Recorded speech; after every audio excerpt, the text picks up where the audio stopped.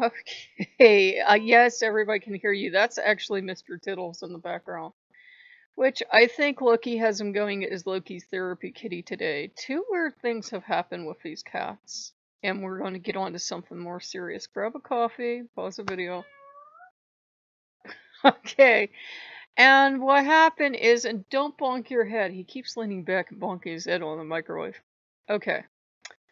Last night Princess started up. Sometimes they start up, sometimes they don't. They're randomized, but she really started her meowing and yowling, so I took them both up. And the weird thing was, I've been trying to work through it. I had a panic attack last night and I didn't know why, but you don't know when they're coming or why. But the funny thing is, Mr. Tittles went off during the panic attack, and I hadn't grabbed him or anything, but he went off. And as soon as he went off, he snapped me out of it, so he's allowed to yowl all he wants. And I think we were just all upset because there was this video by this channel, not this channel, about Loki's children. And I should have seen trouble coming when all the pictures were Marvel Loki waifu fan art. I should have seen the trouble coming because they were using pictures of Loki with Darcy or whoever the hell that chick is Loki and Segan and all this other mistakes they're making. And I'm like, wow, this is really unprofessional.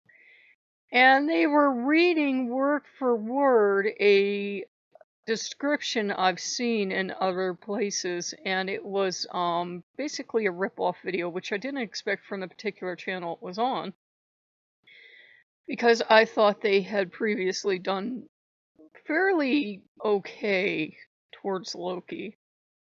And unfortunately they got to the spirit of anti-Loki and they started talking about all the children.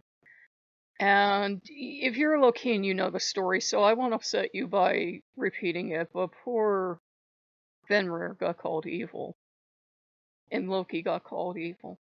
And I thought Loki was okay, and I apologized to Loki, and I spent extra time with Mommy's little sugar dog, because Fenrir's a real sweetheart once he gets to know you. And I made sure all the kids were okay. I checked on Hill and Jurgamander, and they're kind of used to it. They don't like it any more than we would like it if, like, say, our whole neighborhood hated us and, like, threw rocks at us, but they're used to it, you know? It's not the ideal situation, but they know people will always pick something or someone to, you know, hate unjustifiably. So, I get upstairs, and I'm laying down. And, you know, I've gotten these cats all settled in. And I'm reaching over on my side, and I can't find the one wolf. And for some reason, some of these wolves have been like jumping down lately off of stuff. And I don't mean I'm watching the wolf and it jumps down. I mean, I go into the room and I find the wolf on the floor, and I'm like, okay, stuff happens. But it was the wolf that's on Loki's side, because Loki gets to cuddle one wolf, then there's an wolf over on Odin's side, and there's a wolf at the bottom of the bed for Fenrir. Plus there's 80 other wolves in this bed. It's like the wolf fox manatee bed. There's like this little cubby for me to sleep in case you're wondering. And he was really upset. And he kept asking me, he says, do you think I'm an evil god? Do you think I'm bad? Do you think I'm evil? Do you think Fenrir's evil? I said, look, I don't believe in that part of our lore. And he knows it, because I said it smacks too heavily of Christianization. Because I love Odin down to the ground of the back, but trying to paint Odin as Jehovah and painting him as this morally good, sweet prince that never does anything bad and has never stolen anything or killed anybody or done anything bad, that's not going to fit with Odin. We know our gods are morally ambivalent. We say they're good gods because they are good, but they're also morally ambivalent, which means, you know, the morals are going to fit the situation, so you're not going to always get the same response out of Odin or Loki or anyone else. I said, I think these are just stories they made up to discredit the family, because the family was probably a popular subsection of gods, and they probably just didn't have, you know, the temples and such. But I said, even if the stories were true, even if we were supposed to take our stories as gospel, which we're not, we're supposed to think for ourselves. I said, it would be Odin's dumb fault for getting eaten. I said, if I knew Ragnarok was going to happen, and I had a vision that I was going to get eaten by Fenrir, You're not getting me near Ragnarok. I ain't riding out there for what? To die? No. And then Puppy gets hurt, and then everybody would be mad at me, and I'd only be remembered as a god that hurt the poor little puppy. So yeah, I'm like, no. It's like I don't believe in Ragnarok because I don't believe all the gods I know are going to suddenly forget they all love and care about me and kill each other at the end of time or whatever it is. But every mythology has a story to explain the end of the road because as humans we know the real, we suppose, had to start. We have science to explain it, we have religion to explain it, and we figure anything that starts has to end because that's just our experience. So we don't know any better. But he was upset. And Odin was upset because I've found Odin and Fenrir to get along fine. They just kind of were both looking at me like, but evil puppy. Now, Fenrir's another god that'll tell you you will get exactly what you put into the relationship. If you treat him as a scary, he can try to scare you when he first meets you. He will. He's got to prove he's the big strong wolf god. If you treat him like a scary dumb animal, that's what you're going to get.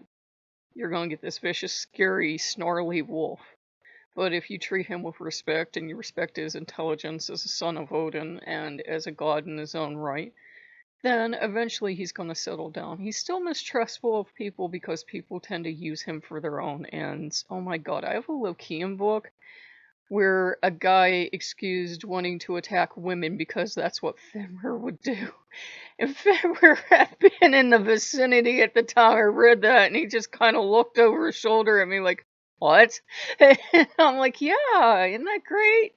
I've seen people do it before. They justify the worst human interactions, like attacking women and children and everything, because, oh, so-and-so would do it. I saw it with Ogu, saw it with Fenrir, saw it with Loki.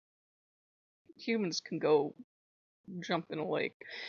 I try not to swear if I sense puppies anywhere around. Mommy's precious little baby can't hear bad words. But yeah, so we renamed the one at the bottom of the bed Fenrir. They supposed to keep getting new names. I don't think they care. Or the one on Loki's side is Fenrir. But you know, Fenrir's really sweet to work with. So is Yalkamander, and so is Hel, and so is Slippy. And they're all very intelligent children. And all of his other children. Remember, he has tons of children we don't talk about because we just don't know them or haven't met them. Loki's considered to be the mother, depending on how you translate the word, of all hags, witches, or trolls, or all three. Knowing him, probably could have. And this story about having been underground and nursed babies, I'm assuming at least some of those babies were his. So, wouldn't it be weird if there were people walking around with actual Lokean blood? Anyhow, I'm going to try to take him out today and treat him well. He didn't know about that, but I'm going to try to take him out and treat him well. I don't know where I'm going to take him or what we're going to do. We kind of missed the bus, but ooh, it's 11:11. So I'm going to take him somewhere. So we'll go somewhere and do something. It'll be up to Loki. It has to be in town because we missed the bus, but I think he'll enjoy it. So, you know, guys, try not to let that kind of stuff upset you, and don't listen to me or anyone else about what a god or goddess is like. Form your own relationship. See what kind of relationship they want, because they should really be the ones in charge. I know we humans get an idea of what the relationship's going to be like, and sometimes it doesn't work out that way, but, you know, just give them time. William's the one that actually took it the most to heart, I think. Loki was truly upset. And Odin doesn't seem to like it when people truly upset Loki because remember they're brothers, so when you insult one, you insult the other one. And Odin would probably be the last god I'd want to insult other than Loki. So if you guys like what you see, like, comment, subscribe, and I'll see you later. Bye bye.